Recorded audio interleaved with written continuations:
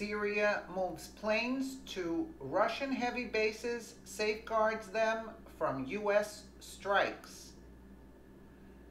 Like a young bully racing to seek protection behind a big brother when faced with resistance, Syria has reportedly removed much of what remains of its air force to the major military base in Latakia province that is used by the Russian armed forces. According to Fox News, virtually all of Russia's operational fighter and bomber jets and helicopters have been moved to the Russian airbase at Bashar al-Assad International Airport.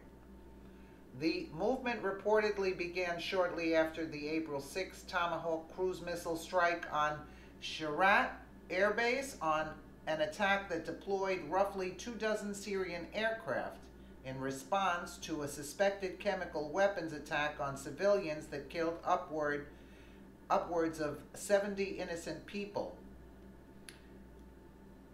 The shifting of Syrian aircraft to the heavily fortified and well-defended Russian base, which is ringed by highly advanced anti-aircraft missile batteries, was undoubtedly intended to protect them from U.S. air or missile strikes in the future, as attacks on that Russian-dominated base would likely be considered far too risky to undertake. Syria moving military planes to shield from U.S. attack, has the report. Let's take a quick listen. That's right, Wolf.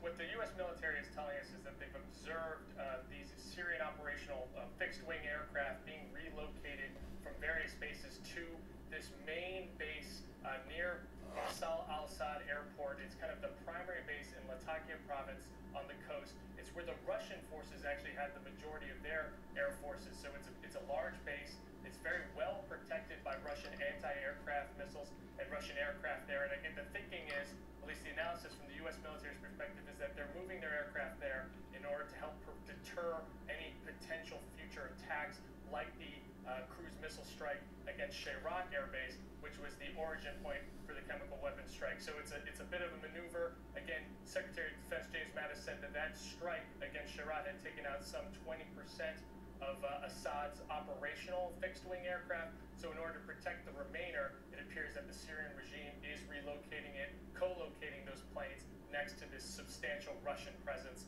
there along the Syrian coast.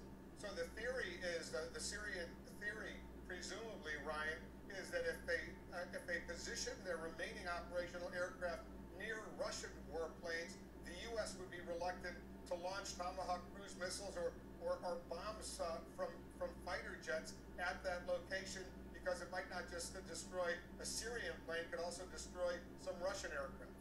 Absolutely, and as we saw in that Tomahawk missile strike, the U.S. actually alerted the Russians prior to the attack via that channel, that military-to-military channel, to prevent any Russian casualties or any damage to Russian forces. So clearly this is something the U.S. sought to avoid in that strike. So the thinking appears to be in Damascus that the closer they can get to the Russians, perhaps, that could prevent a future U.S. strike. The Syrian Air Force is not in good shape. It's been worn down by years of combat, plus some significant maintenance problems. Secretary of Defense General James Mattis told reporters at the Pentagon, according to CNN, the Syrian regime should think long and hard before it acts again, misspelling there, so recklessly in violation of international law against the use of chemical weapons. Alluding to the possibility of future strikes against Syria if it crosses the line again, Mattis added, if they use chemical weapons, they are going to pay a very, very stiff price.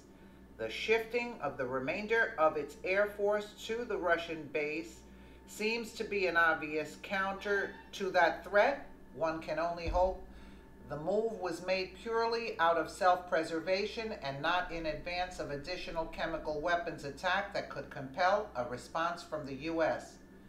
Let us know what you think in the comments below, and thank you for watching.